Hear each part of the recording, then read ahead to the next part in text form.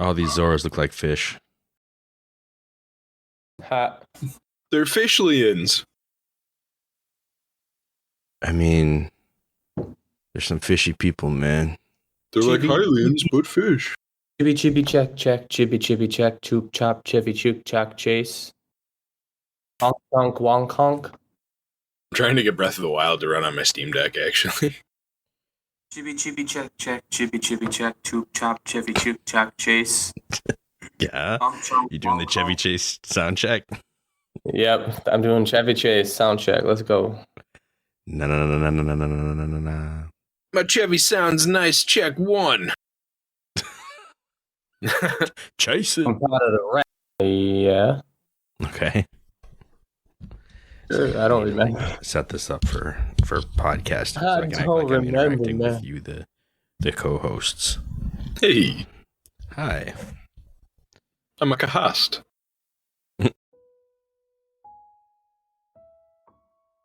One of the audience favorite co-hosts, I'm sure.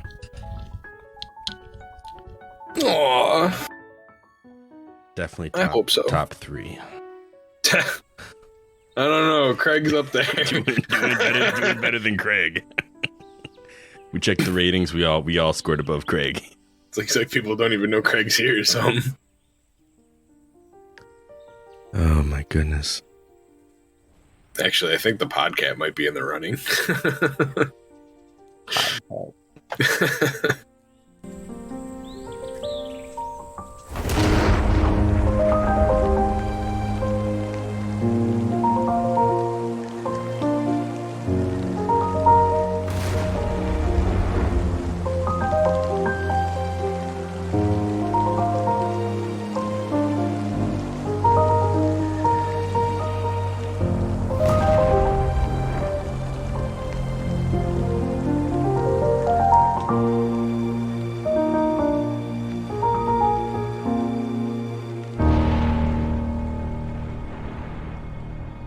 Welcome to the A4NB4Y podcast. Anthony here with the Breath of the Wild Special Spectacular. We are in, I believe, episode 3 of Breath of the Wild, and this one is going to be a downright water festival here. We are going to go to Zora's domain and meet a divine beast. And as always, as I said before, my name is Tony Giggles, and I've been cooked al dente. And with me, as always, my 2 co-hosts.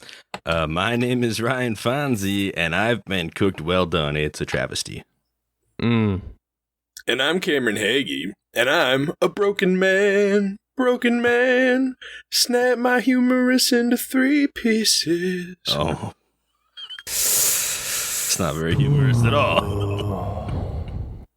I've made that joke so many Are times. you gonna be able to banter with us tonight? Yeah. Oh, okay, great. You still got you got a spare humorous, basically. That's what I'm hearing. Yeah, he's got another humor bone. Got it back. Ready to go. Raring to pump it out. Pump it with your spare cam. There you go. Louder. Pump it with your spit. All right, So yeah, I'm done. All right, great. So welcome to Zora's domain. Yeah. So last episode we covered Hateno, the village of Hateno, and now we're gonna travel across the entire map. Just about. I mean, save for the Akala so region. we think. It's pretty much just opposite direction from Kakariko. We did not plan our season based on geography. I will say that we had specific chapters in mind, and this is probably just a far trip if you don't use fast travel. That's a good thing that we can turn into strands of blue light that's never explained and teleport across the map and rematerialize wherever we want. That there's a blue place. Yeah, pretty much. But yeah, this episode we are heading to the domain of the Zora. This I just always feel like is the first place I want to go. Like in terms of divine beasts, not only because of what the actual reward for it is, but also because it kind of seems like the game would lead you in that direction. There's a lot less barriers to the entryway to this place than there are to the other three, I will say. In terms of topography, when you jump off the Great Plateau to go over to Kakariko the first time, you pretty much bypass a straight shot up to Zora's domain. If you're tunnel visioned, if you just kind of look to the left on your way, you might just be like, oh, what's this swamp over here? Like, what's this marsh? And end up finding your way right to the domain. I think that's what actually happened the first time I played the game. Was I saw that path before going to Kakariko, and then almost immediately after, like when I was time to go to Divine Beast, I was like, hey, you know what? I want to go check out what that marsh is, and ended up going straight to Zora's domain without realizing what I was doing. So did you actually enter the domain like from the way you're like get to the domain from the way that you're supposed to? Yeah, I did. Okay. I did this time. I did the first time. The thing is, like, they put a lot of Zora NPCs around the base of this big, I don't even know what you would call it, a canyon. Not really a canyon. I mean, it's a big cut path. Like, there's a big like a windy canyon. Yeah, the Zora's River has cut itself a canyon, I guess, from the domain down to Hyrule proper, and they actually position NPCs who are looking for a Hylian, in hopes that it might be a strong Hylian who can help with a problem that the Zora are having. I think the first person I ran into was Lido. He's just kind of swimming around. There's also there's a tower that way. So if you're tower hunting, it's one of the easiest ones to get to, one of the easiest ones to climb. And up at the top is a Zora named Groove, who actually was that poor guy. That poor dude was like swimming around before the towers rose and ended up stuck on top of a tower. He was off on the mission for Sidon and just got stranded up on the top of a tower. So he still tries to tell him though. Yeah, he's like, Sidon, I found him. I found the alien. Yeah. He's like, oh, he's too far away. Can you go get him? Yeah, he's like, I would jump. Like, I keep thinking about jumping into the water below, but I'm too scared. Now, I don't know about you guys, but I did the mapping of how far away, because I was curious, because I know what happens later, but he would have had to make a at least 14-foot jump to make it into the water. Oh, horizontally. Like, okay. So, yeah, just keep that in mind. Is that long? A horizontal 14-foot jump at least, 10 to 14. Yeah, but he's got like a couple 100 feet down to get that far. Yeah. Hopefully. Yeah. So you gotta get enough horizontal momentum so that the parabola works out. Yeah. I don't know the math, but it still sounds like it might be dangerous. Get a running start, my guy. Man. Yeah, so this was actually the first time that I ever entered this way. Fun fact. What'd you do the first time? The first time, Zora's Domain was actually the last dungeon that I did. I went I went clockwise for the dungeons. So I actually came in off the back of a certain structure that we'll get to later. Okay. Like the top of a certain structure. I came in off a mountain. So it was really, I never knew there was Zoras just, along this whole trip. So yeah, it was the first time I ever did that. It was fun. Yeah. One thing I should probably get to before we go up Zora's River and meet Sidon for the first time, is Fonzie's Farms.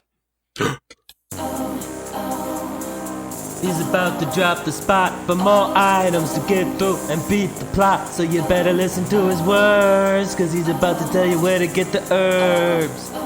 It's Fonzie's Farm. Yeah. So before you get to the river, there's like this big if you go the regular way, I should say, unlike the story of coming off of this particular structure. If you go through the marsh, don't fight the Hinox.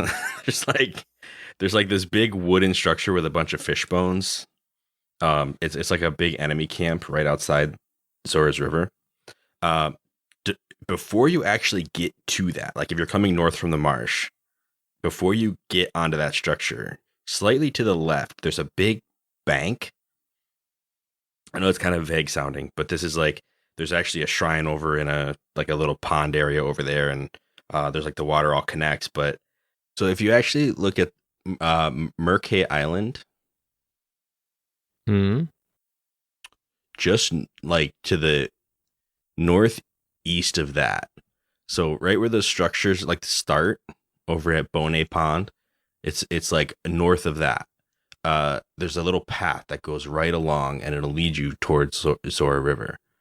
So if you go up to Shea Rata Shrine, that's where I think I met Leto the first time, and make your way down that path.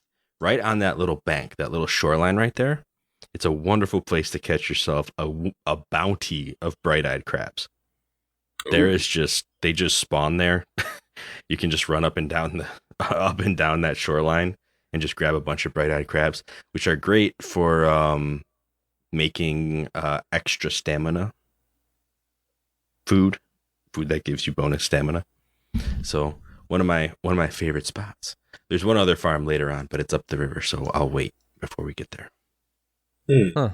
That actually leads me into cooking with Anthony.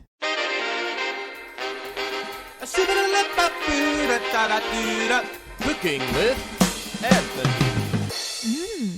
Oh, wow. All right. Yeah. Getting our segments right out the way. My dish actually involves stamina. So when you brought that up, I thought, heck yes. If you have ever made an enduring wild fried green, it is one of the most fantastic things that Link can have in his arsenal. Because if you make it with the full 5 ingredients that you can make it with, you will have about 3 stamina wheels full. Early game. Wow. Yeah. But the problem is the main ingredient, which can, like the best ingredient that gives you the best stamina wheel, the yellow stamina wheel increase, is Endura carrots.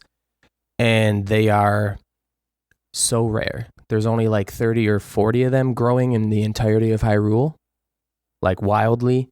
So if you've ever been to a stable or you've ever been to the fairy fountain, which is like up past Kakariko, 5 Endura carrots gives you enduring fried wild greens.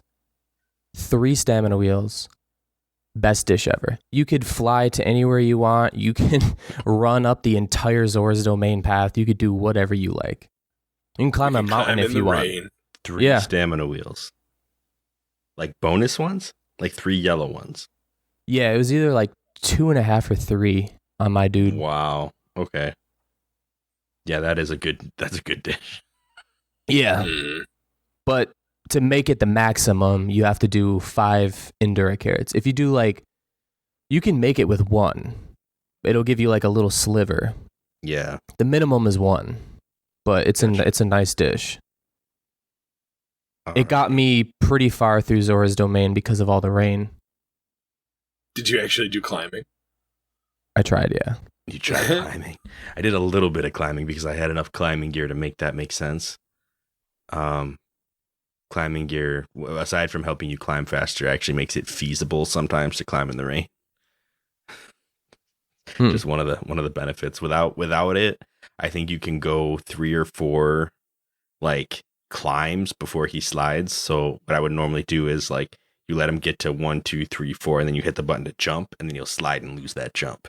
Yeah. And you can kind of slowly make your way up that way. If you have the full set of climbing gear, you can. It's he'll slide randomly between 6 and 9 climbs. So he actually can go a lot further before he slides, but he's slides. And he hits those 9. He hits those 6 really quick. He's 1, 2, 3, 4, 5, 6 instead of 1, 2, 3, 4. Yeah, it's a big speed difference when you have all of it equipped. Not even double upgraded yet. I'm gonna have to get me that. Yeah. So did both of you guys actually meet up with Sidon before you got into Zora's Domain? Because I kind of purposefully skipped meeting Sidon because I wanted to see what would happen if I got there without meeting him prior. and wasn't really disappointed. I did meet him. I'm trying to play the game exactly how it seems to want me to play it. So I know that Breath of the Wild, it's definitely open ended, and you can play it all kinds of different ways. Like you can get into this domain from different directions, as Anthony shared earlier. So you don't have to do any of this stuff. But I specifically went after the written experience, I guess. So yeah, I went and talked to him first. I'll get into what he says differently when we get to Zora's domain. Yeah. Okay. So after we talk to Leto and Groove, and we make our way over to the Inago Bridge, which is where we meet Prince Sidon for the first time. He has, most of these scenes, at least on our way up, are voice acted actually. And we meet him for the first time. He gives us a little spiel about how Zora's domain actually needs help right now, and that they need a strong Hylian. And they're hoping that you'd be able to help. I don't remember if he recognizes you as Link the hero yet.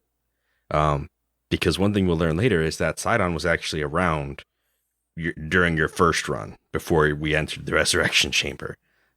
Sidon is even if only slightly, over 100 years old. But he looks like he's maybe like 25, 30, somewhere in there. Like he's just like a, I don't know. Like he just looks like a regular chill young adult. Yeah, like a young adult Zora. So sure acts like a young adult. Yeah, it's one of the things I tried to parse out while I was playing this part of the game was like how does age affect a Zora differently than Hylian? Because we're gonna find out when we get to the domain, and this is a little bit ahead of myself here. People know who you are and people remember you. So I can't remember if Sidon is one of those people, but he definitely enlists your help and tells you like he just needs you to climb up the way. It's going to be a little bit tricky because you can't just swim like a Zora. You're gonna have to use the path. And he kind of gives you a warning. There's a lot of enemies that use electricity, so you probably want to figure out a way to deal with that. I think he even gives you like some kind of elixir that helps with shock resistance, which is a nice thing of him to do. It's not nearly enough. That would have been nice.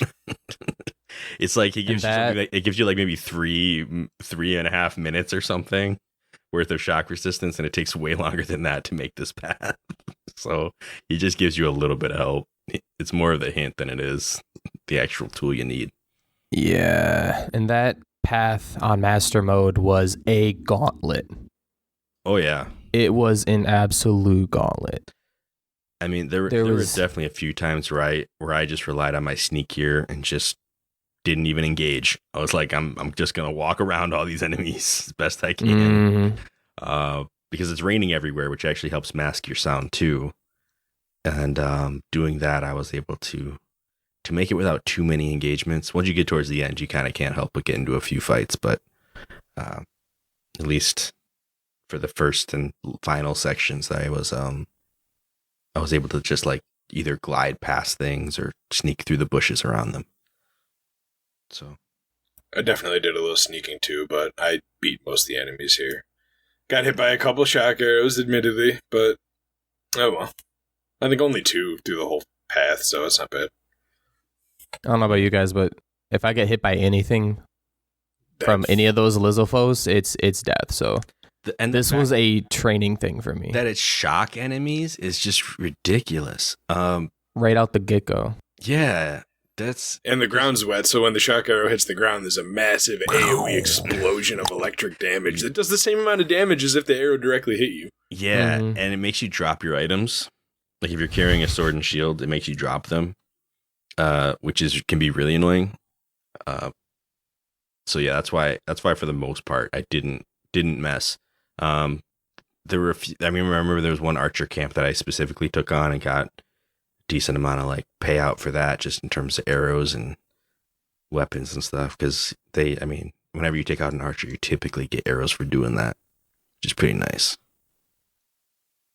But yeah, one spot I wanted to call out on this passing, south of Rallis Pine, if you look at a map, this is like interactive for users at home. I might even just put a map up on the screen because we can do stuff like that now.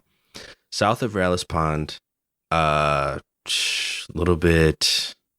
In fact, that'll be the one marker I actually talk about. If you look at Rallis Pond and just look straight south, there's the path over that little island that this gauntlet will take you through. And you'll actually see there's a way you can kind of veer off and go get this little treasure chest up on a hill. Between that treasure chest, or like to the right of that treasure chest, I should say, there's a little pond there. And it's not a named pond.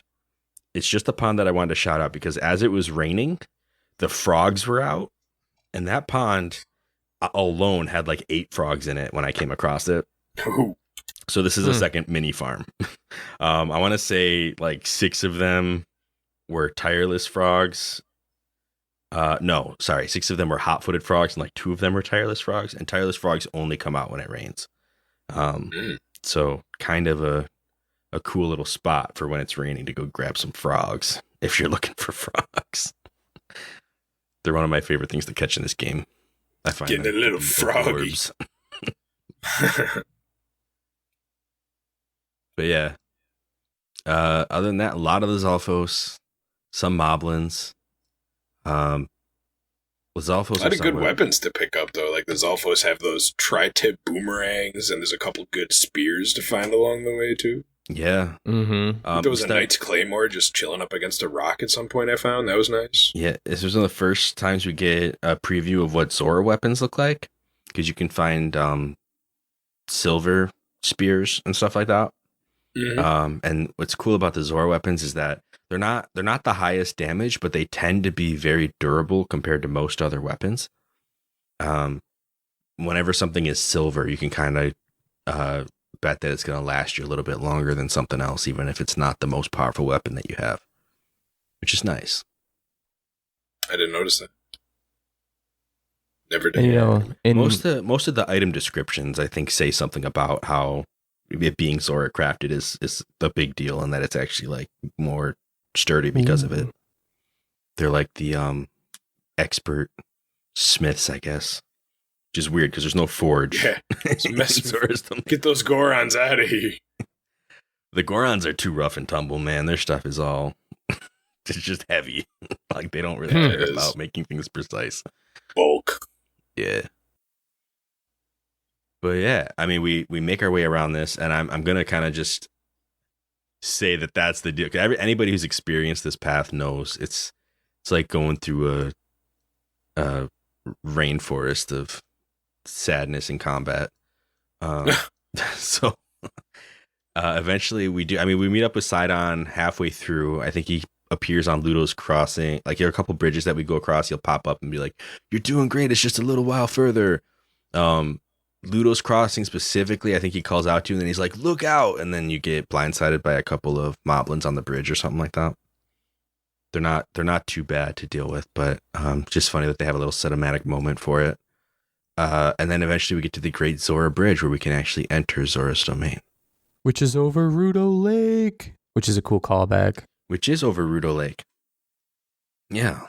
Sorry, there's actually there's a signpost that I had found that talked about, it was one of the addendum Zora stone monuments, and it actually talks about a piece of armor that you can get, but it's all like smudged up and scratched up or worn down over the years. And it talks about how there's a piece of armor in a lake, but it's like blank TO Lake or something like that. And originally I thought it was Ruto Lake. And I went to Ruto Lake. Turns out it's not Ruto Lake. It's Toto Lake, which is actually north of Zora's domain because there's 2 different 4-letter TO lakes. So that was an interesting red herring for that. But isn't Toto one of the musicians in the band in Majora's Mask? I would not be surprised. This place is chock full of references. There's a Macau Lake and a Lulu Lake. Those were characters from Majora's Mask. I mean, Macau was the guitarist, and Lulu was the Zora who you had to go save her eggs from the eels and the pirates. Toto making me think of I bless the rains down in Zora's domain. Oh my goodness. Okay. There's the Veiled Falls, which is actually from the Minish Cap. There's a bunch of places like that around here.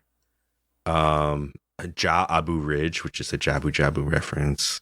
Stuff like that. It's just everything. Everything is named after something from a different game. They have enough stuff to reference. Either that or just they come up with random names. Yeah. I think the fans definitely appreciate the callbacks. For sure. This is one of the most obviously connected places to other games. We'll get into this, but there's actually a Zora Stone Monuments quest to do. I didn't do it, but I have the page up that has all the inscriptions written out so that I can go through them. But just as an example, like that, one of those monuments actually calls out Princess Ruto from Ocarina of Time and talks about who she was and why she was important. And how the divine beast in this area is actually named after Princess Ruto. Just straight up says that. So like anybody who's played this game and has played previous Zelda games will recognize that when they see Vah Ruta and, you know, all the other names of the guardians. They're all named after sages. But yeah, this one, the game specifically just outright says, oh yeah, this is based on Princess Ruto of the Zora.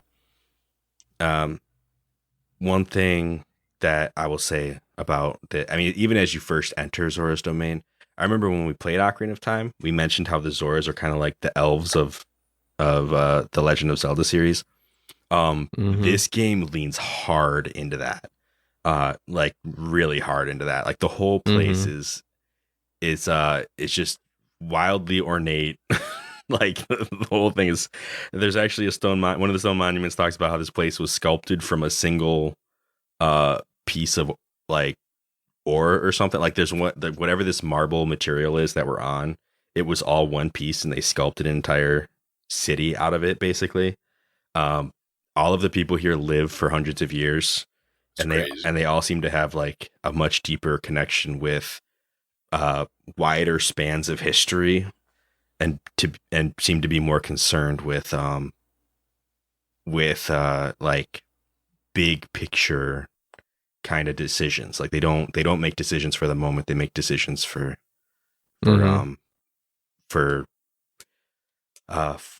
long-term implications, I guess.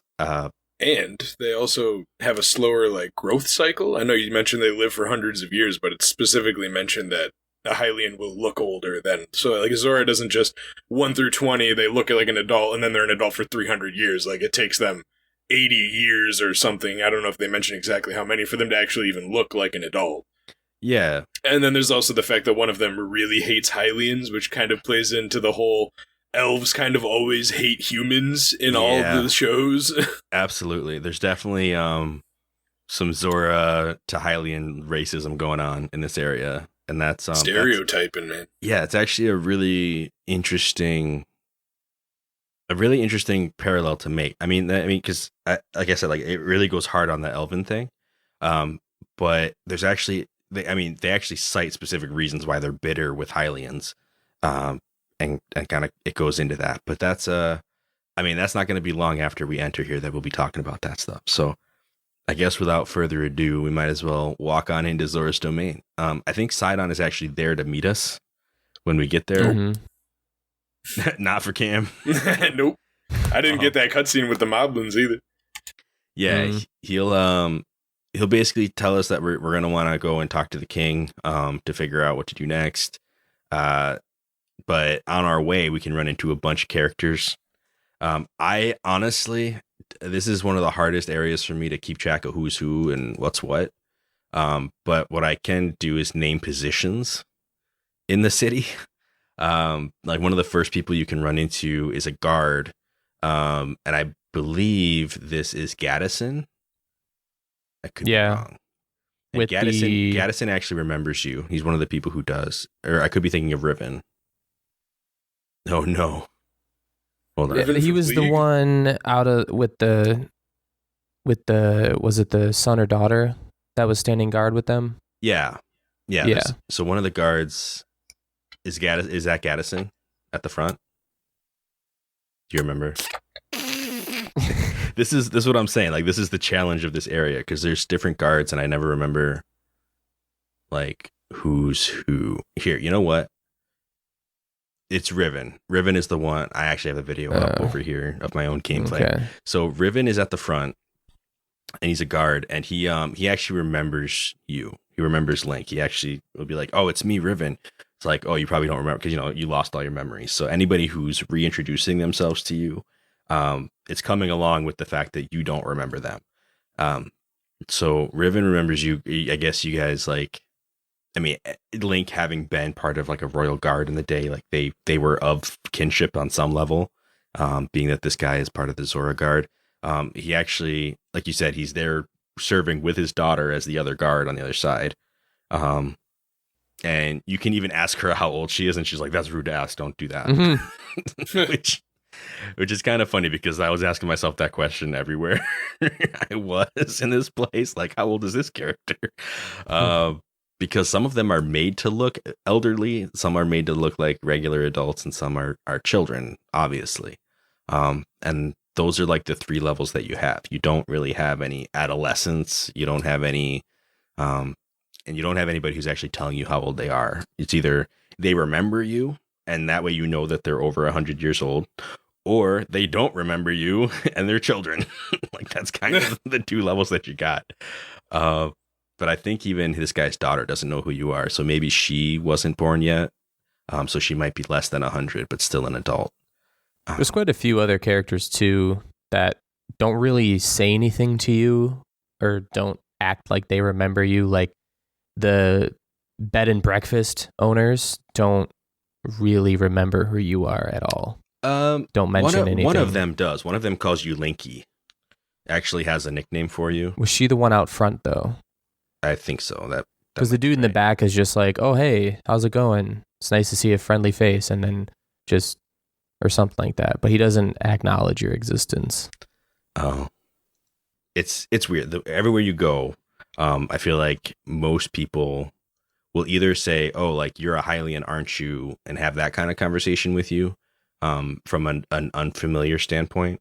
Or they will straight up be like, "Oh, it's you. Don't you remember me?" And they have to go through that whole disappointment of you not remembering a thing. But then our man Dento takes it a step further. What's our man Dento do? Our man Dento is the workshop guy. Oh. Isn't he? You guys talk to him? The angry man? Yeah, you kind of walk up to him and you're like, "Hey, how's it going?" He's like, "Do you have anything for me?" "No, I'll go." "If you don't have a trident, I don't want to talk to you." He doesn't got time for your stuff. Yeah. How'd you guys end up actually beating the shrine inside Zora's domain? What was that again?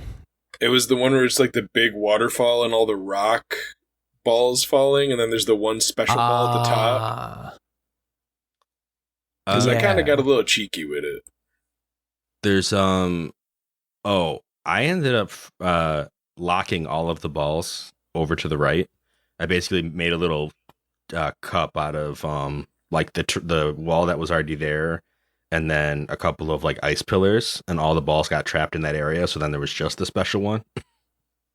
Okay. And I basically pushed the special one off its thing, and then chased it down, froze it at the end, and knocked it over to where it needed to go. Okay. Yeah. So basically, I just found a way to condense all the other ones and get them out of the way, because they don't respawn unless they fall off the end. So if you can keep them all from doing that, then they'll just get stuck, and then you won't have to deal with any of that. At one point, all mine just got naturally stuck. Nice. The way I ended up solving it, though, is that I threw a bomb at it. If you stand, like when you're at the top, there's the metal pathways that kind of go down at the same angle as the waterfall on the like left and right side of it. So I stood to like the side where it's closest to where you have to actually get it in the receptacle, like where the receptacle is. I used a bomb to blow it all the way over there on top of that metal cage still, and then rolled it all the way down that, which then like went over the little gap and then landed on top of the fence that's supposed to, I think, maybe prevent you from doing this. And it kind of rolled over that fence, and then I just knocked it in gently from the other side. So I just totally avoided the entire waterfall part of it and took the outside like scaffolding and used that to get it in. Nice. Did you get your video back up? I did. We're back and running. Woo. So speaking of back and running, back to what we were like Anthony was talking about, Dento. I actually remembered. I have the images of these characters up, and I remember. So there's, I will say there's maybe 4 elderly Zora. So Dento is one of them. And he's like probably the youngest of this group. And then there's Giotto, Capson, and Muzu, right? Muzu. Yeah. I mean, King Don't forget is Segan. older too, but he's the king. We're going to talk about him in a minute. Capson is a priest. His name ends in son. That's a foreshadowing. But He's the one. So I might want to just keep note of that. But he actually is of the group is the most forgiving. Like he's like he literally has this moment of like it's really hard for me to be hospitable with you right now. Like he just is straightforward with it. He's like, honestly, like I have this resentment towards you, but at the same time, I'm not called to live that way. So I'm gonna go ahead and just try to forgive you, and we're gonna be okay. but I just gotta let you know, like I'm really upset about what happened 100 years ago, and I have not fully figured out how to deal with those emotions yet. So he's one of the coolest conversations that you can have. Like honestly, that I was like, wow, that's kind of deep for a Zelda game. I don't know if that makes sense, but or is that kind of sad for the Zora? It's been 100 years and my man can't get past this emotional struggle. I mean, how long are you gonna take, my guy? I know. Well, I mean, at least he's honest about it and like, yeah, that's true. Is trying to like deal with it. Whereas he's aware of it, which is the first step. Yeah. Whereas these other guys, I mean, Dento thinks he's gonna go save Zora's domain on his own. He's the douche. He's trying to pick up one shock arrow, trying to like. No, that's Segan. That's Segan. Segan is the shock arrow guy. Oh yeah. So what is Dento's in the shop, right? Dento's the workshop guy, yeah. But he's one of the dudes when you go talk to him, he's like, "Oh, you're the one who stole our princess." Right? Like he's one of those like, dudes who's just the Zora version of Rome over here trying to be the hero. Like, Link, get out of here. Yeah, Dento just doesn't like you when you first come to talk to him. Okay. He is an older Zoro. He blames Link for stealing Mipha away. Right. And then he's like, if you don't have any tridents, don't talk to me again. It's like, if you're not here for business, then you're not here. Just go away. All right. But that's an attitude shared by a bunch of them. I think that's Giotto's attitude too. It's like, I hate you, but is that a trident? Giotto's a dude who actually lost the trident off the edge. Right? I'm thinking of Trello. Oh, there's 5.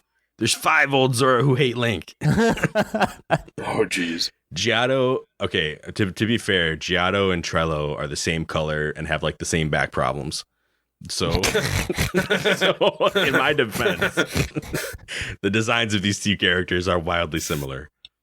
But Trello is currently like he lost the trident off the edge of this Zora's domain, but at the same time he despises Link too much to talk to him about it. And he's like, "Oh, isn't it the Hylian who stole our princess? Blah blah blah. Like what are you even doing here? You need to, basically all these Zora are just so bitter with get him out of here over what happened. And the thing is, you still don't remember exactly what happened yet. My goodness, who was Giotto? Let's see. I have a lovely wiki pulled up, so I can actually just look stuff up when I don't know. Segan, though, is my personal favorite of all of them. Giotto is the dude who actually gives you the Zora Stone Monument quest. He's a researcher. So he's in the back of the domain, and he is like reading one of the damaged monuments. And the first time you talk to him, he doesn't, at first he doesn't recognize you, but then he's like, "Oh, you're Link," and then he gets angry and gets mad about Hylian stealing Princess Mipha, like the rest of them too.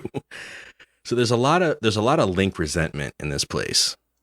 But Segan is also elderly. So I'm guessing we're up to 6 now, and I just totally miscounted when I said 4 originally.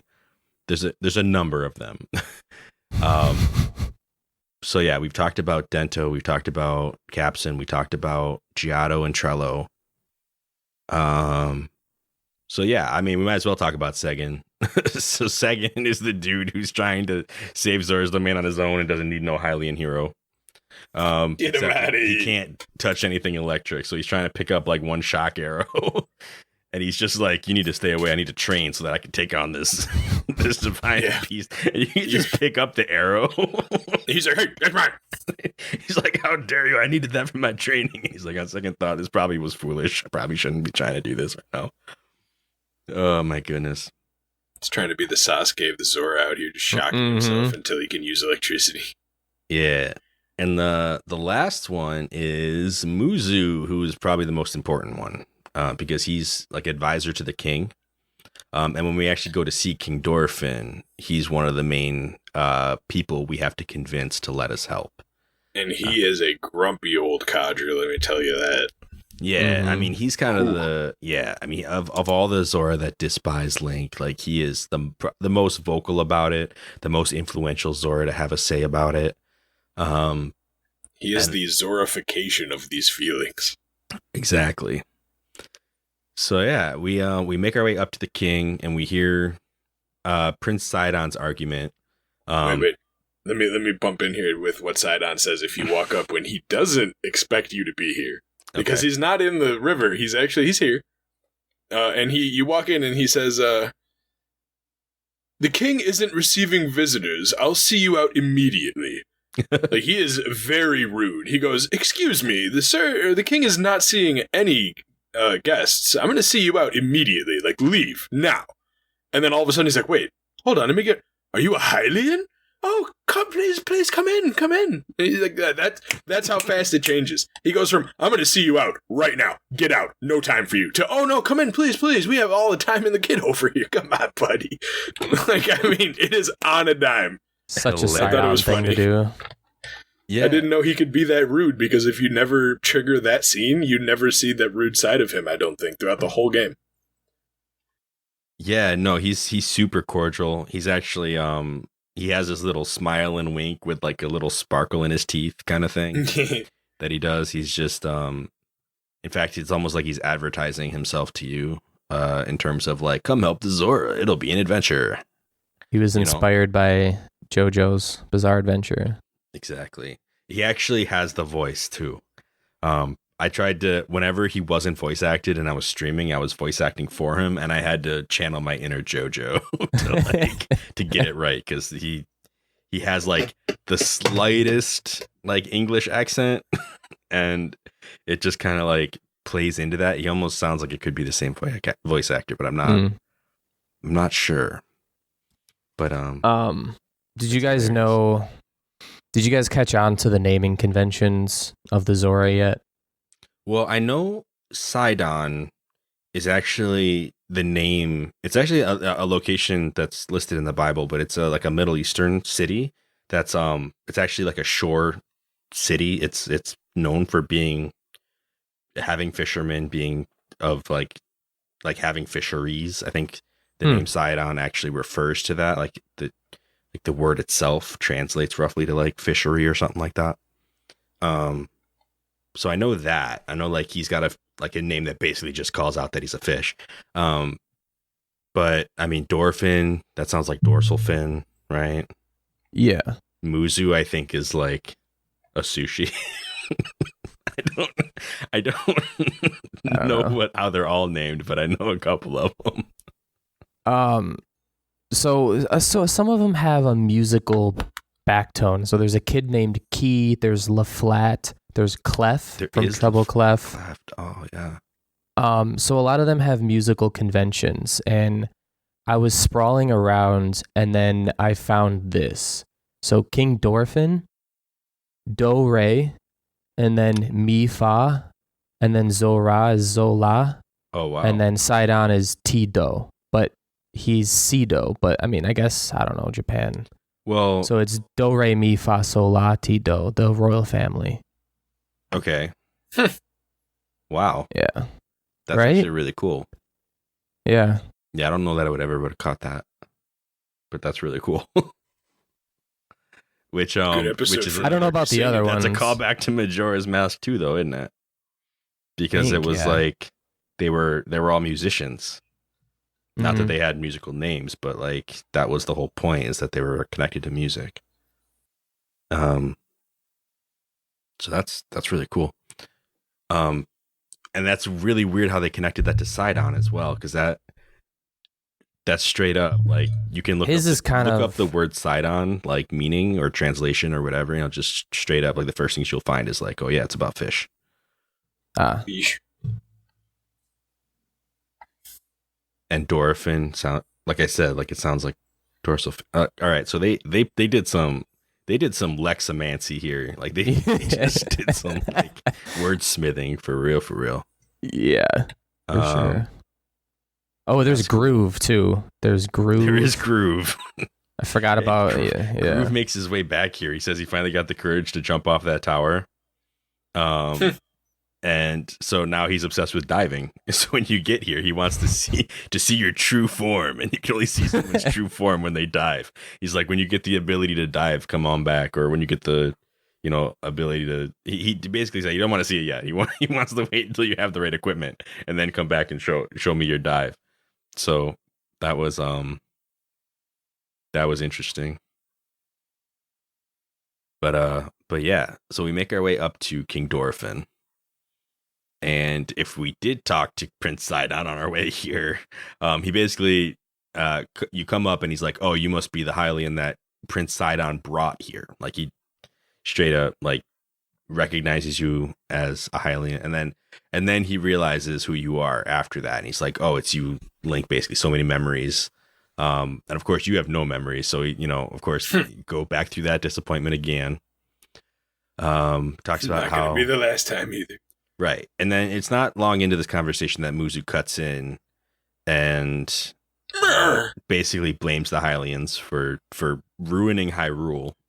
Sir, how could you all go of and Hyrule. ask help of these Hylians when they are the ones that reawakened the machines that Ganon took and destroyed the place with and killed Mipha? Exactly. How could you forgive him and ask for his help? I don't understand, my lord.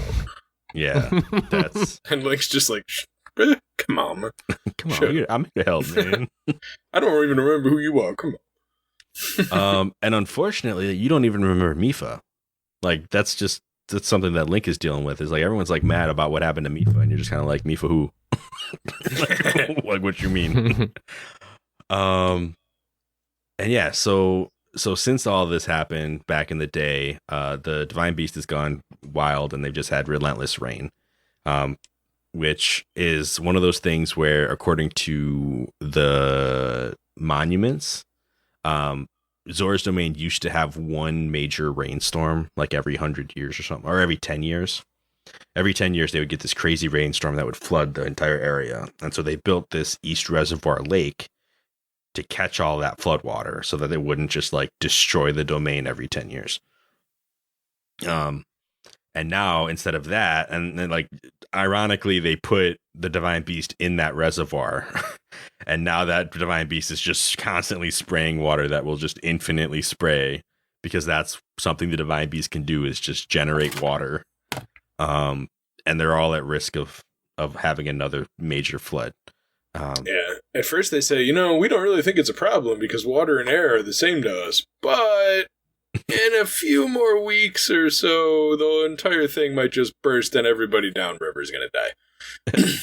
Yeah, like we could get washed downriver. The water's going to go down, destroy most of Hyrule. Like this, just the whole world's going to get flooded if this doesn't stop. It's like, oh, cool story. So Yeah, they're trying to figure out a plan to stop this before it all happens. And Sidon's idea is, let's get a Hylian. This thing has electricity powers, which for a Zora is pretty deadly.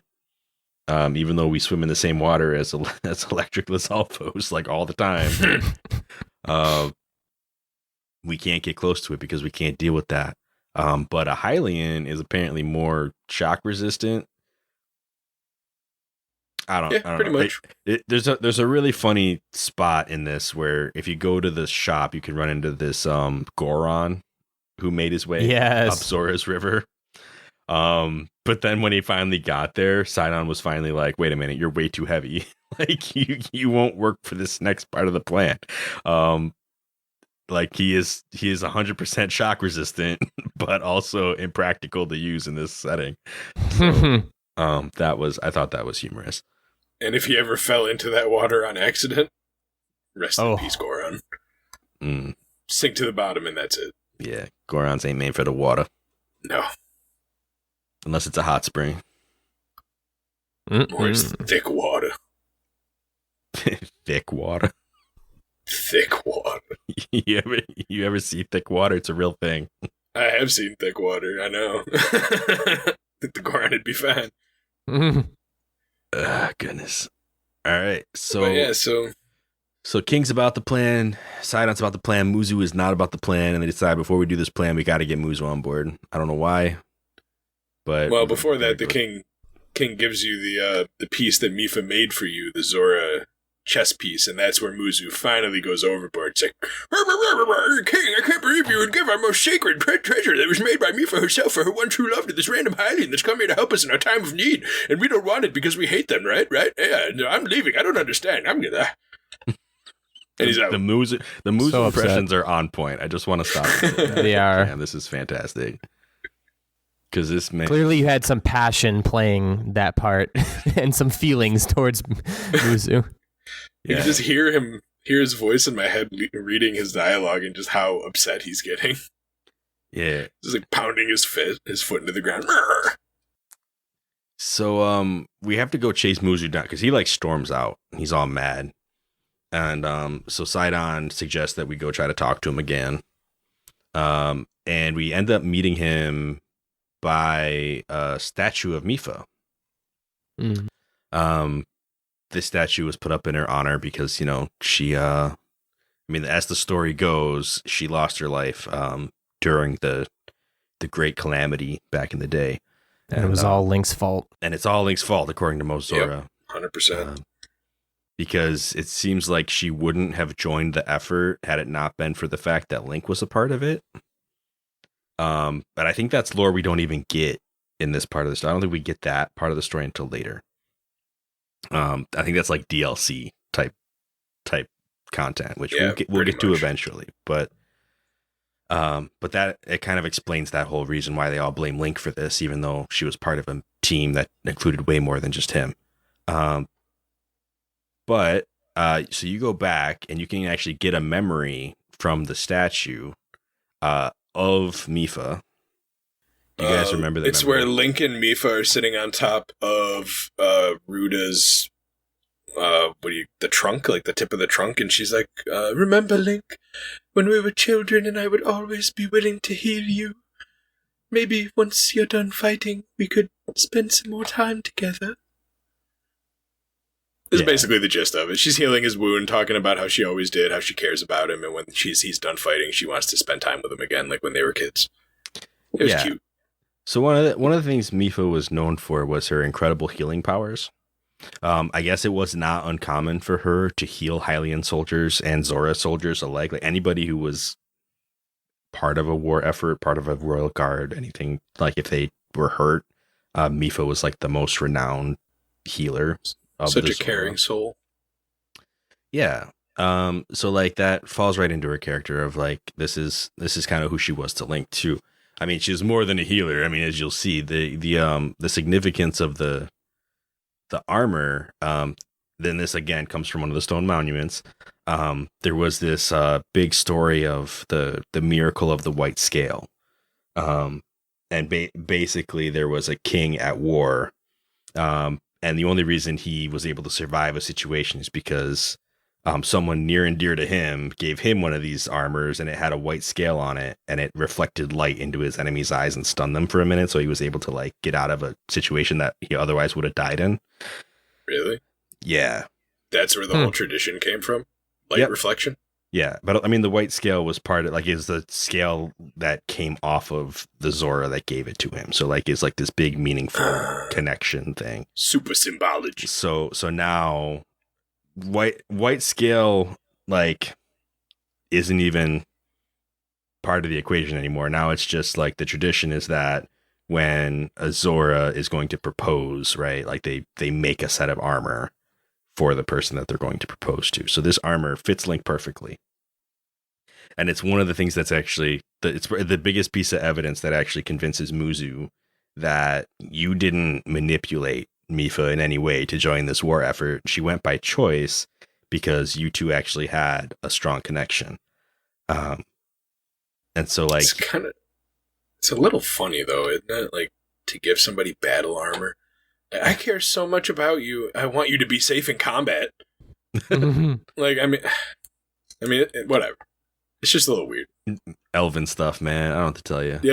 Yeah, fair point. Elves are all about their training and archery and stuff, so this is just combat. Yeah.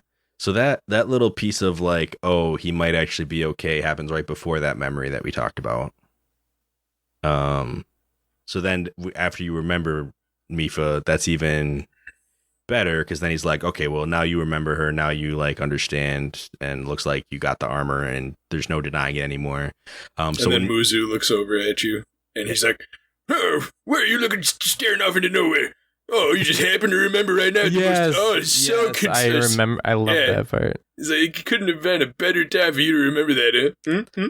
I don't think so. So then he suggests, okay, well, if you're going to do this mission, you're going to need some shock arrows. And I can tell you the best place to get shock arrows, it's you got to go fight a Lionel up on a cliff. So, I mean, there might be a little bit of go prove yourself-ism going on here with Muzu. But at the same time, you get sent. I mean, this is an optional mission. If you have the shock arrows already, you don't even got to worry about it. But I did it. One tip I'll give is if you're gonna go up on this cliff and either sneak around and try to get these shock arrows, or if you're going to fight the Lionel, or if you're going to whatever, like it's just you have to climb a mountain kind of to the northeast of Zora's domain. Shatterback Point, right? Something like that. Mm-hmm. The tip I'll give is take a picture before you fight it. If you're gonna fight it, even if you're not gonna fight it, get a picture. It'll score you another piece of Zora armor if you do, because there isn't a side quest that you can get in this place after all of this other stuff we're talking about is said and done, where somebody wants you to go get a picture of a red mane Lionel, and the one up on the cliff just happens to be a red mane Lionel. And if you do that, they will give you the pants, the Zora armor greaves. So, just a tip. If you haven't done this already. Yeah. So just another reason to go do this mission, because it just helps you in the long run. Also, if you do go up there, what's up? I say, if you do go up there to fight the Lionel, you get in like the perfect position to jump off the top of that cliff and get right down to where Sidon's waiting for you to start the event. Puts you in a perfect spot. There's like a jump at your own risk sign or something like that. And they might even want to be like, don't jump. There was some kind of story about somebody who was up there convincing people to jump off that for some reason. I don't remember all the details of that, but it was kind of reservoir jumping. Woo. Let's go. Yeah, since I used the amiibos, I already had probably like over 100 shock arrows.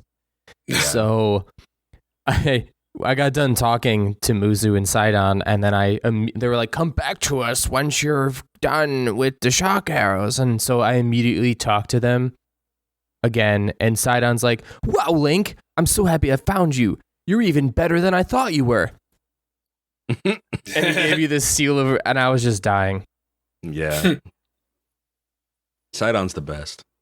So we meet back up with Sidon with our shock arrows. And which I think I had 59 by the time I got done taking all the ones off that Lionel. Gives you a lot. There you go. Yeah, no, you don't. I mean, it sounds like you didn't even have to do that then. No, I looked before I went up there. I had like 11 or 12. And then by the time I got done up there, getting all the ones off the trees and the Lionel, I had 59. I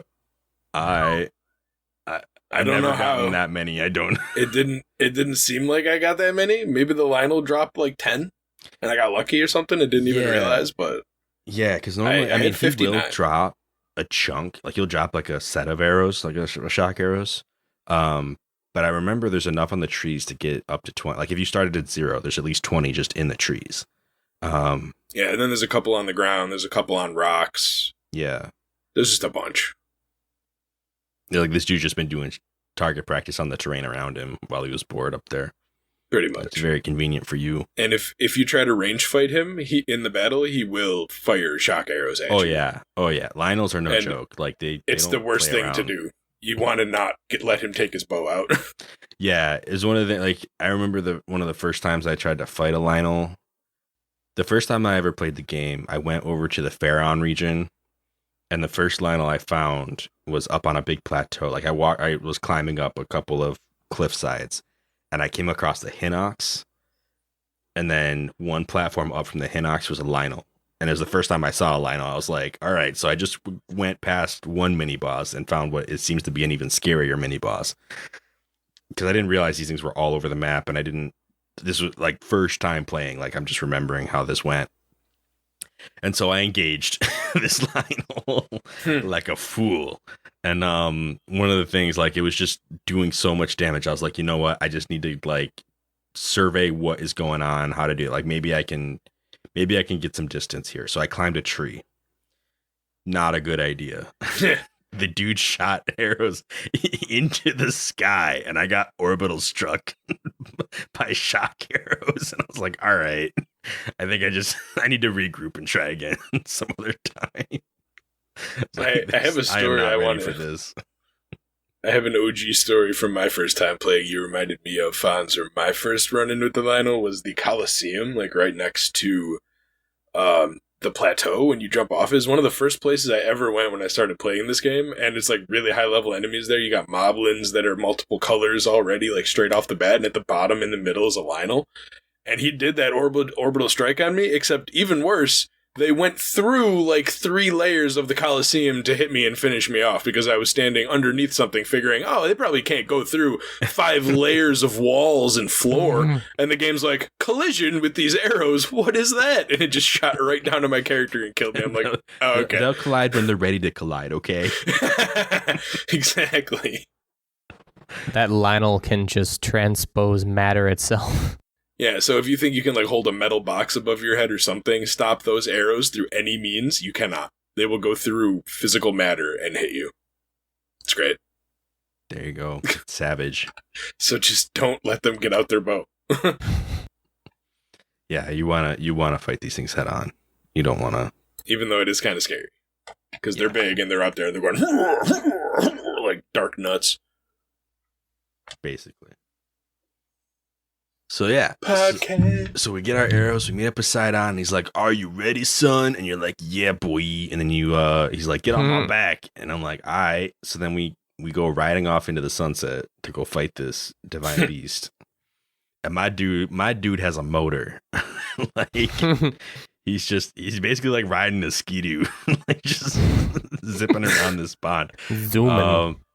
And he's like, so when we get up there, the thing's probably going to shoot some stuff at us, like some ice or whatever, and you gotta figure out how to break that, and then we're gonna get close, and you gotta shoot the red spots with your shock arrows. And I'm like, all right, bet.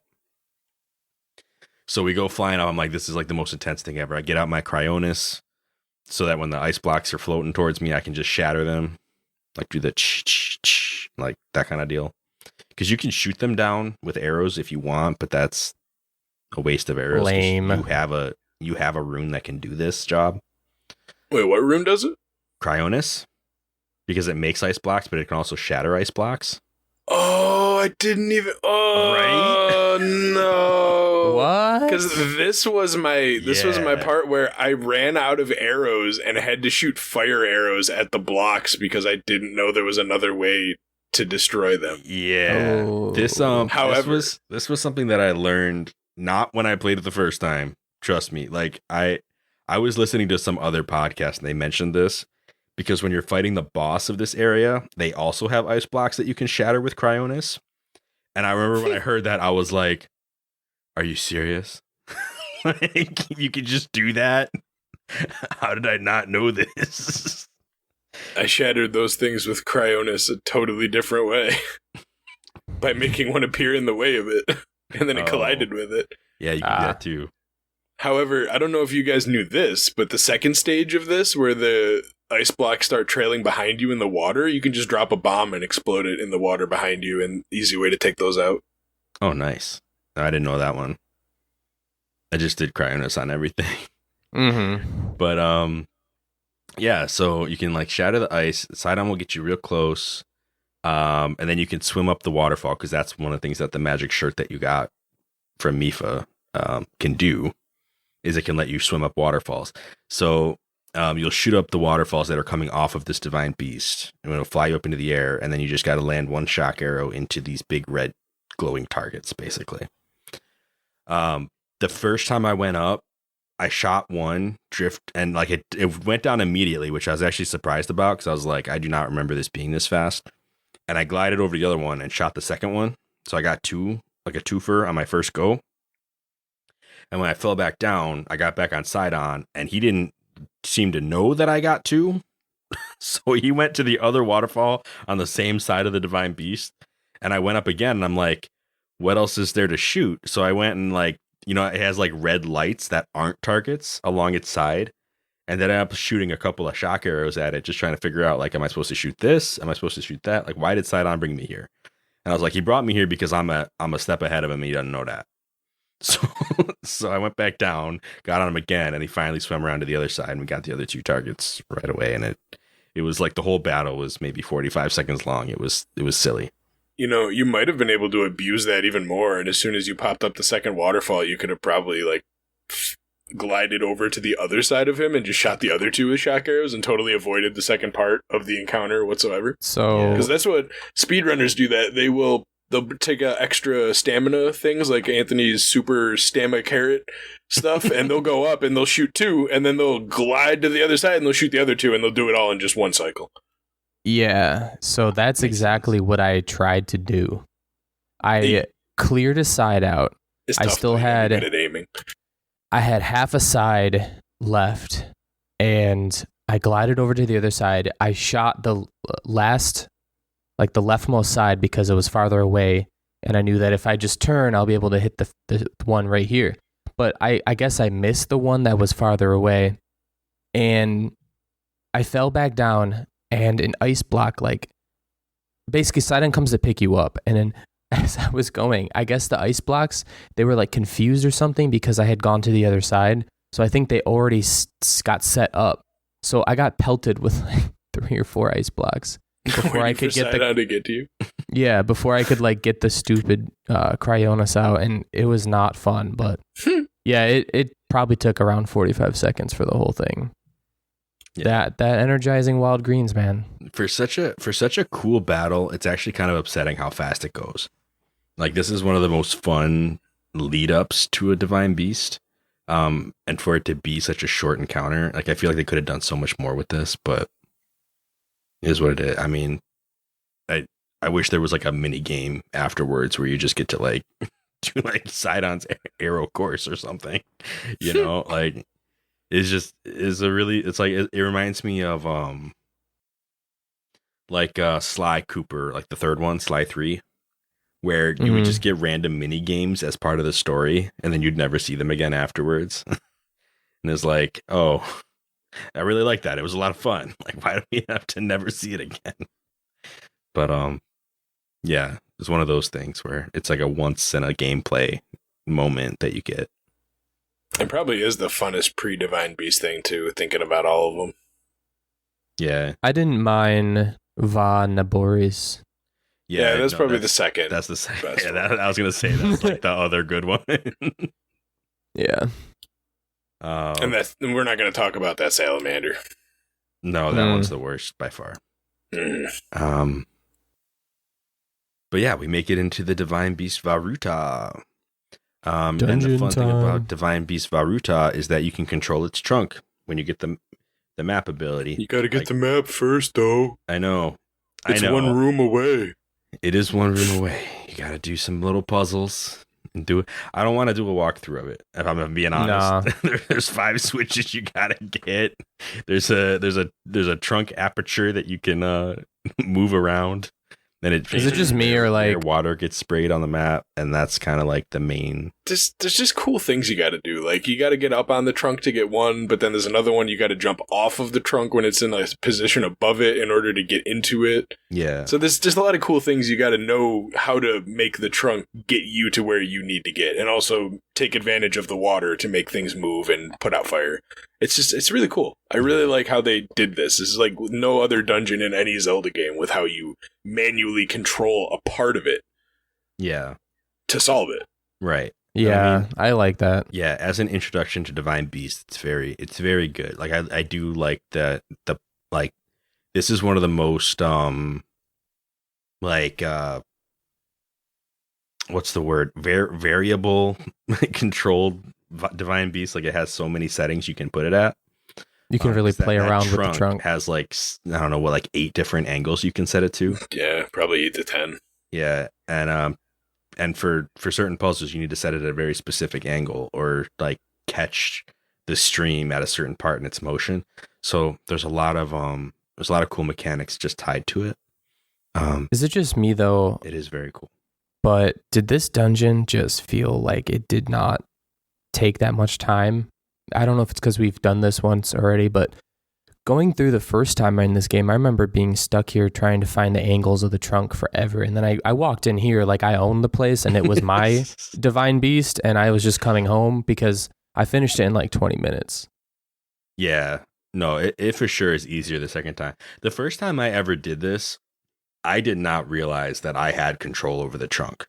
Yeah, it took me a while. So like I don't remember anything in the game specifically saying like it might have even said like go get the map and the controls or something like that. And then it was like, oh, you can use the map to find where all these switches are. And I'm like, okay, great. But if you don't see that there's like the map has like an instruction that you can like reset the trunk and do stuff while you're looking at the map. Like it took me a long time to realize I could do anything to this dungeon. So I was just kind of like running in circles trying to figure out like how do I get to this switch? Like what am I supposed to do? Why won't this thing turn? Why won't blah blah blah? And like eventually it was like, oh, there's a control here, and then everything kind of opened up, and it still took me a little while. This time I knew what to expect, so when I got in, it was just game over. Like it was very fast. From meeting Sidon to like beating the boss, I think took maybe 40 minutes. Like the whole thing was very fast. Yeah, I pretty much sped through too. I did miss one of there's a chest going around the big wheel that's got an eyeball kind of corrupting it. You got to blow off it. It's the one chest I decided to skip because I saw it, but I was also like, I just kind of want to get through this. And I think there's just a weapon in it. Yeah, you bring up a good detail. There's malice everywhere. Like this is definitely like a Sheikah tech thing. I mean, it's a Divine Beast. Like you kind of, it's reminiscent of shrines when you get inside. A lot of the same like brownish like it almost looks like some kind of ceramic, but it has lights in it and stuff like that. Yeah, you know, like blue lights, tile flooring, stuff like that. Or what should be blue lights. Yeah, and all around is this purple ooze, and every once in a while you'll see like an eyeball, or you'll even see a mouth that'll like spit out like Stalfos heads and stuff like that.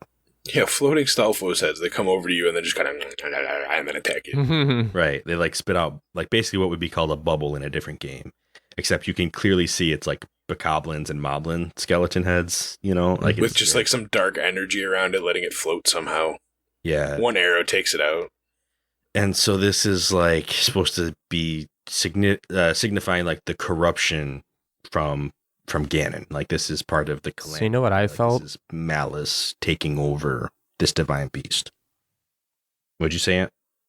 I felt like it reminded me of the evil that Ganon from Ocarina of Time spread around, like how he infected the Deku Tree and all the other regions with his evil, or his minions. Except in this game, it's malice because he's Yeah.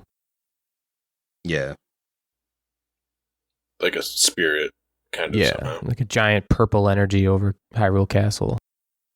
For sure. And the final thing that we come up to, I mean, once we go through and we clear out the malice that we need to, we hit these 5 water switches. blade. Yeah, we get to the final control center that we can like reactivate. And as we go to do it, we are confronted with Water Blight Ganon. Yeah, before we get there, didn't Mipha talk to us at all when we were in here? I'm pretty sure she said some things. Every stop along the way. Once you we never mentioned that, but sorry. So yeah, when we Link, there's 2 more control panels. she's the one who originally tells you to turn on the beast in the first place, like to go. It's new Navi. And then as you hit each switch, she'll tell you, like, she's the one who tells you about the map. She's the one who tells you after every switch that how many more switches there are to go and that you're doing great. Like, has some encouragement for you. Keep it up, Link. And then when you're done with those 5, there's the main switch at the end, and that main switch, ends up being where Water Blight Ganon is. I think she even says that this is like to be careful, and this is the beast that caused her demise. Felled her. Yeah, 100 years ago. So, yeah, we get into this fight, and the first phase is mad easy because we have a floor. Do a backflip. Do a backflip anywhere you want. Pick a spot in the room. You can backflip there. It's great. And it's a pretty straightforward fight. Like, I don't even know how to describe the guy. I mean, a big red-maned humanoid-ish figure, but without legs. It just kind of floats from the torso up, and has a big old spear axe thing that it likes to use. Did you guys know that Link can move faster than the speed of light? Because this is one of the few moments in the game where you can be so far away from the enemy that you're dodging, that when you dodge from the tip of his sword, when it's like he extends it and does a massive sweep, and if you're at the very tip of it and you do a backflip and you get that event and you hit the button, Link will, in an instant, be from like 20 to 40 feet away to right in his face, swinging immediately. Link just teleports over to him and starts attacking. That flurry rush is it's a superpower, man. Yeah, it really is. He channels his Superman speed for like a fraction of a second. He's like Shaggy showing off his Ultra Instinct just briefly. It's why it's his smash move in Smash Bros. Basically. Yeah. Yeah, so did you guys get hit at all in this fight? Yeah. I'm sure I did, yeah. Why? Yeah, so you would have died in master mode. Hey. He just I had fairies, kills you. You gotta eat that tough stuff, man.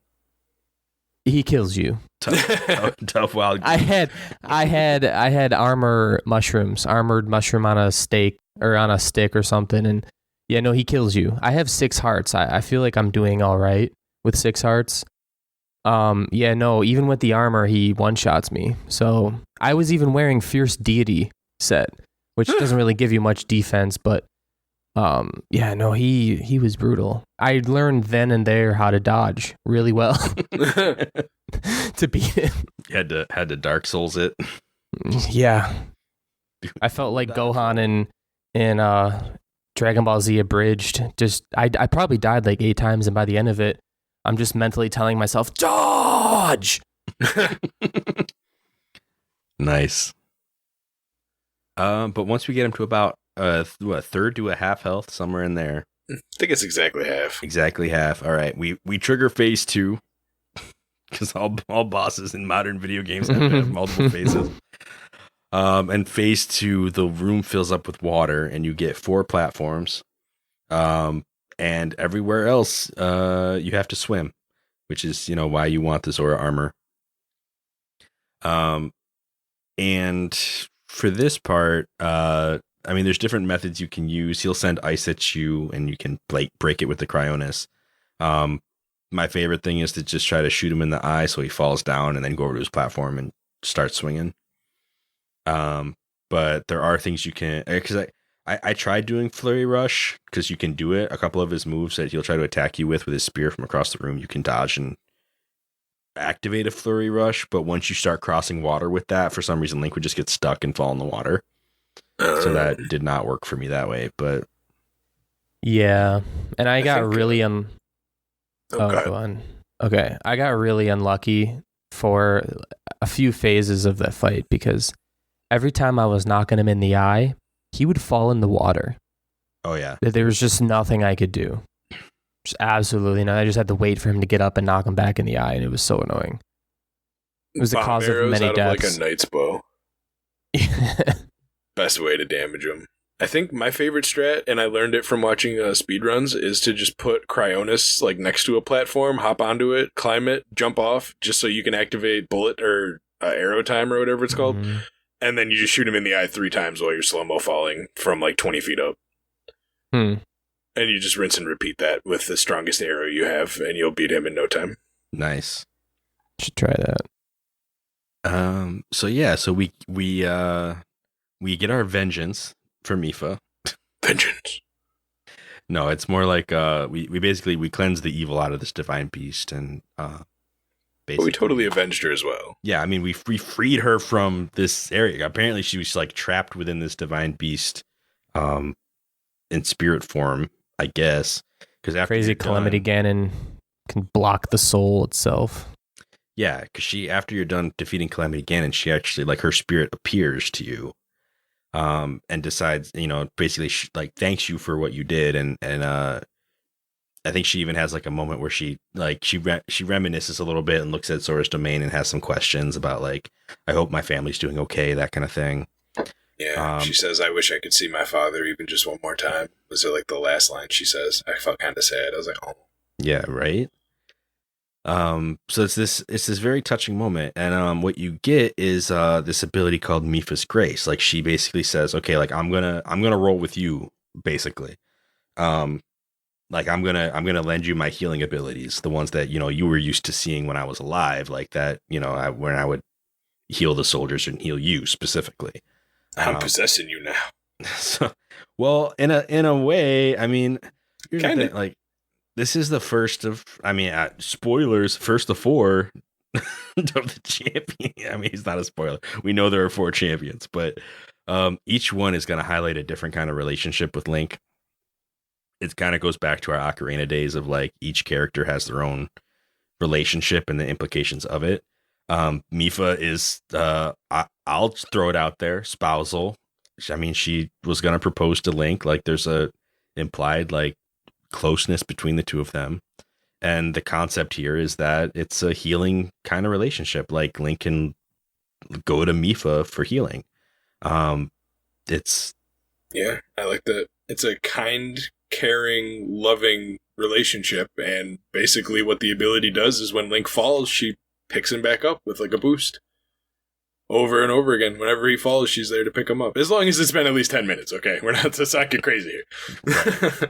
Right. There's a recharge on that, but yeah, I mean, that's kind of like, that's the result of this, of this part of the game. I mean, like you basically are restored to that relationship and get that same benefit. So it's a really cool symbolic thing. You kind of, I mean, even when you go back to the king, he's like, he's like, oh, like you did it. Like you said, you stopped the divine beast. Like, this is amazing. Like, thank you for doing this for our people. And he's like, did you happen to see Mipha or find Mipha or whatever? And the response you actually get to say is that you're together now. You basically say Mipha and I are together now. Like, as in to explain to the king, oh yeah, like actually her spirit is going to help me with the rest of this journey. So kind of a weird lore point, but, it's I think that it's really good. Like it's really like poetically, like it's really nice. I think that when we get to the other champions, you'll see that they're all kind of familial relationships. And it's one of the cooler things about this game is that it has that undertone. But obviously we'll talk more about it when we get there. So this is the first one we get, and instead of like I don't know, it's like the first member of like a found family that you had back in the day. And this is also the first time we get to see the divine beast once it's freed, kind of climb up to a high point and shoot its concentrated laser over at the castle to suck out some of Ganon's power to allow Link an easier time fighting it. Yeah, it's got like a targeting laser, right? I mean, that's what I always thought of it as, a big targeting laser. Purple targeting laser, yeah. Goes right over at the divine beast, or over at Hyrule Castle. Hyrule Castle. Yeah. And so it's like locked and loaded, man. à la font. gonna make some noise. And unfortunately for me and Fonz, this is probably going to be the most useless of the graces or the divine beast abilities to get. However, I think for Anthony, this might be one of the best ones to get. I've already used it many times because many things one-shot me. I'm not gonna lie, I've used mine many times too. Specifically against like guardians, because they'll one-shot you if you don't time your parry right, and Mipha's always there to be like, you got this. Get back up. Pick your shield back up. Try again. I'm like, all right. Great. Round 2.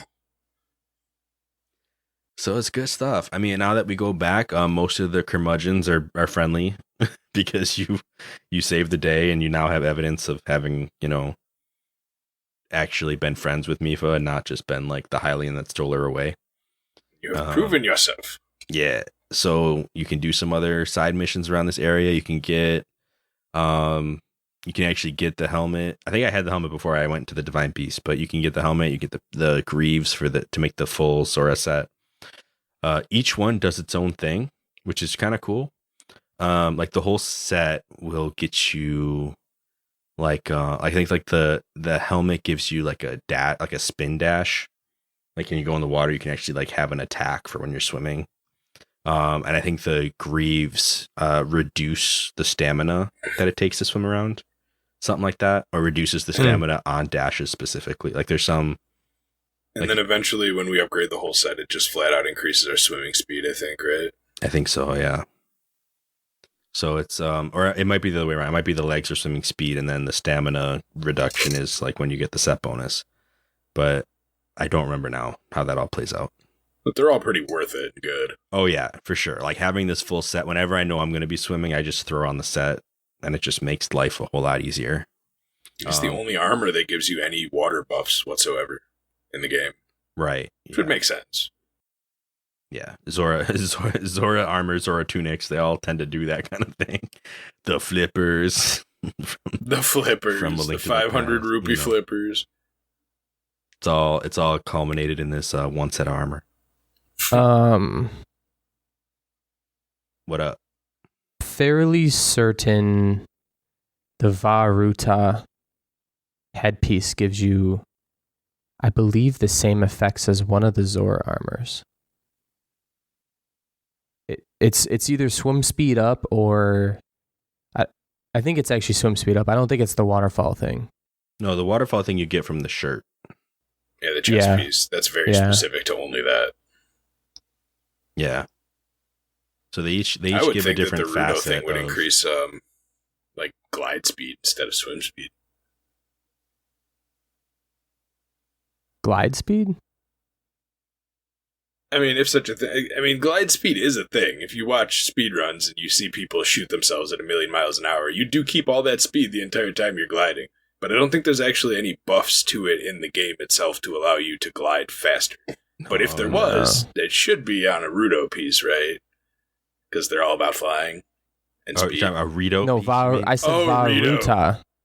Oh. Yeah. But yeah, I just checked. I'm way off in left field. How's it going? Maybe someone will hit the ball over here someday. It's swim speed up. I just found it. Okay. I have it. I got it from the amiibo. Is that the greaves that give you the dash attack, or wait, what is it you're talking about? The Vah Ruta helmet. Oh, okay. Yeah. It's like a DLC item. No, it's in the game. You just need the amiibos to get it. I don't think I've ever actually used that. Yeah. Okay. I like the way it looks. It's just a little it's like a little mini Vah Ruta helmet. It's the whole ears and the long trunk. It looks ridiculous, but I love wearing it. It sounds great, actually. It is. I'll show you a picture of it. Okay. Sounds good. I'll try to throw one up on the but you can also do the light scale trident too. You can get that. And repair it finally. Yeah, I think you just get it outright after this. Like if you talk to the king, I think he's one of his next gift is the light scale trident. I might be thinking it might be from Sidon. I don't remember who actually gives it to you. Yeah, one of them. But this is significant again. Like going back to our memories thing, our stone tablets. One of them actually talks about the light scale trident. It was a gift to Mipha when she, like, it was basically a like she was born, and it was like a birthday present, right? So she had this light scale trident since the day she was born. And there's a whole story about after she passed away in the calamity. I guess her voice came from the trident or something, and basically said, like, me and this trident are one. So is like this big symbolic. I don't know if the story is like embellished at all on this monument, but it also says, I mean, I feel like it wasn't, because the description of the item says her spearmanship, although she excelled in healing, her spearmanship was in a class all of its own. So it would just further that. Like, the reason I don't love the idea of her and the light scale trident being one is because the thing can break. And then you have to go repair it. and also you and Mipha are one, kind of. So, like, it's like, okay, are you with me or are you with the trident? Like, what's going on here? And if I shatter the trident, like, what does that mean? So it's very challenging to think about, and I just don't like it for that reason. But technically, it's in the lore of the game. Like, she's one with the trident, she's one with you, and you just have to deal with that. So, so I think that's my hesitation there. But yeah, that's one of the monument texts that talks about the significance of the trident. Yeah. So there's some other cool lore around this area. I mean, there's a ceremonial trident. There's like a champion festival that where they use the ceremonial, which is like a replica of the light scale trident. And basically they throw it down a waterfall or something to. It's like a whole thing, okay? Like, it's just a ceremony that they do with this trident. They don't use the real one, they use the replica. And this story of the light scale trident, it drifted down Zora's river after the calamity, like after Mipha was killed in the calamity. And so as a part of the ceremony, they send this trident down. Well, not down the river, but down this waterfall, kind of to the west of Zora's domain is where they do this. And it's actually a shrine quest for you. Like, one of the kids sings about it, gives you the hint to go do it, and ends up being a shrine quest. You go and you do like a jump attack with the actual light scale trident. You do a jump attack from above, like you have to glide down off the waterfall, do a jump attack onto this little shrine platform, and it'll actually activate the shrine, and you can go do that. So that's pretty cool. I thought that was going to be some Zora armor. It was not. It was you get like a gold rupee or something like that inside, and it's just a blessing shrine. So it's kind of cool. But that I think that's the last bit that I really wanted to talk about in terms of Zora's domain proper. But there are a couple of other cool monuments. Namely, there's a monument that talks about the dude who actually sculpted the monuments. There's the monument about Princess Ruta, just talks about how she was a sage that ended up helping the champion of her time defeat the darkness that was going to threaten Hyrule. And so they talk about how Vah Ruta was named in honor of that princess, which is pretty cool. Then there's a couple of stories that you can run into. One is of King Dorfin just like fighting a guardian that made its way to Zora's domain. What a boss. I know. I mean, one of the things that I thought was interesting about this story is that clearly not many guardians have made their way to Zora's domain, probably because it's all rainy and wet and not good for guardians. But one, I guess at some point did make it all the way up to the domain, and King Dorfin just took it on. Ended up getting a big old scar on his forehead, and that's that scar that you see when you meet him. That's from a guardian. There's another story about Prince Sidon taking on a giant Octorok. He actually got eaten by the Octorok and then speared his way back out of it. Which I remember that one. Which I guess isn't normal. Most of the time when a Zora gets eaten by a giant Octorok, that's game over. but Sidon was the only one to spear his way back out. So he's a beast. That was an interesting interesting little thing. And then these monuments is also where it talks about how the domain is made out of one giant piece of material, just kind of carved out of the stone. Which is interesting. I think there's a character in the domain named Franck. If I got that right. And Franck is trying to like repair part of it. So he asks you for luminous stones. And he ends up setting up like a diamond exchange where if you bring him 10 luminous stones, he'll basically give you a diamond each time. Diamonds are worth much more than luminous stones. So this is another way to make money if you want to do that. Luminous stones are everywhere and they glow at night. Like the rocks that you can mine them from glow at night. So they're easy to find. So that's a cool person to know. You also need diamonds to repair the light scale trident if you break it. So there's that. So yeah, I think that wraps it up in terms of what I found notable about this place. Do you guys have anything else you want to share before we wrap up this episode? Nope, not really. All right. Yeah, I feel like it's we really covered. wet here. It is. The rain does stop after you finish Vah Ruta, which is nice. I mean, it still rains every once in a while, like everywhere else in Hyrule, but it's nice to see the place without the rain. Oh, I guess there's one thing I could add. At the top of, I don't know if it's the first or the second waterfall that you take when you're going up to fight the Lionel, like the easy way to get up that mountain by going up the waterfalls. There's a lake up there that's got some ruins in it, and there's a chest in that lake with the ruins that gives you a piece of, I think, the Phantom Ganon armor. If that's something anyone's interested in. I think that's actually That's DLC. yeah, like an EX mission or something. Yeah, it is. From a stable, and you just like found it. Nice. Like, I don't need stable books. I know where they are. Yeah, I still got to do all those EX missions and go get all the. I didn't find it this time. I just remember that's where it is because I had looked for a while my original time playing. Gotcha. It must feel good though to just find something that cool just randomly. You're just walking through, found a cave. Like, oh look, Ganon armor. Ching. Yeah, I mean, I think one of the hardest things about cool armor is that a lot of times you need star fragments to actually upgrade it, and that always kills me. How often am I going to see a star fragment? I think I've gotten one this game so far, maybe two. I might have gotten 2 or 3 the entire time I played the original time. Yeah, Gotta look for them. I don't really look for them. Yeah.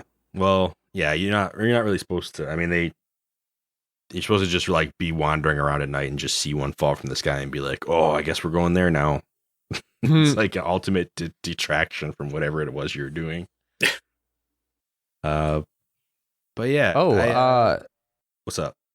I mean, I don't know the exact pathing you guys took here. If you wanted to go, I mean, we're running on time, but we completely forgot to mention this. I don't know if you guys did this. I actually met a dragon on my way to Zora's domain. Nope. Did you guys not? No dragons here. I might have went a little. It was the Lanayru dragon. I think the dragons have different spawn points in Master Mode, actually. No, rewind. You said the Lanayru dragon? Yeah, so it was blue. Yeah, it was in. Let me get a map up here so I know exactly. The thing about that, did you free the Lanayru dragon already? Yeah. Oh, see, no, she would never appear for us because we haven't done that yet. I don't think.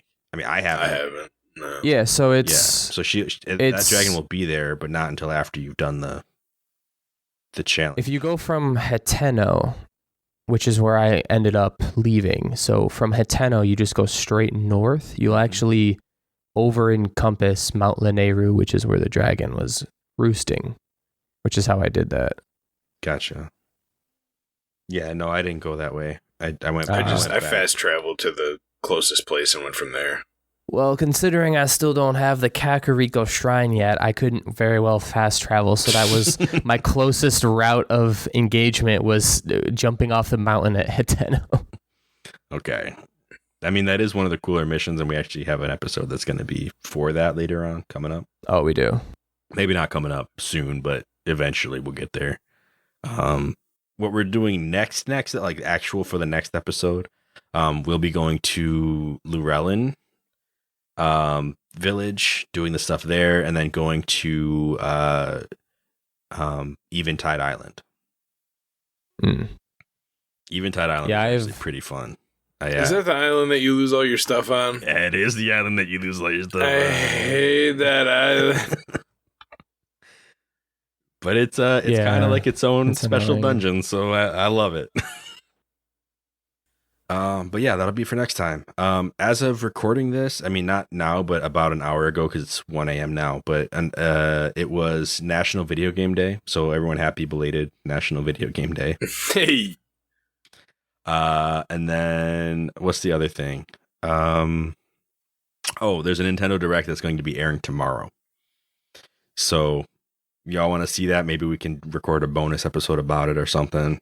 We'll figure something out, I'm sure. Breath of the Wild news. It's supposed to be 40 minutes worth of information, mainly focusing on games coming out this winter. So I say that now, time of recording. I mean, this episode's not going to air until 2 weeks after that Direct. So anybody listening to this now, just know that we planned to see it, but we didn't talk about it this episode because we recorded a day before. So yeah, just unfortunate timing with that. But yeah, well, other than that, I think we are good to wrap up. So yeah, thank you everybody for listening. This has been A for No, B for Yes. And this was our Zora's Domain episode. Thank you for listening. We will catch you again next week when we take on Llewellyn Village and Eventide Island. If you want to look in, contact us or look into some of our other medias, you can find us on Facebook Gaming. You can find us Twitter, Instagram, all those things. Or you can just go to our website and find all the links to all those areas. So definitely reach out. Let us know what your takes on the game were, and we will read them on episode. Otherwise, feel free to share us with a friend. It's the best way for our episodes to get out and about. And yeah, we will catch you on the next episode of A for No, B for Yes. I can't believe this, Your Majesty. Did you get all that?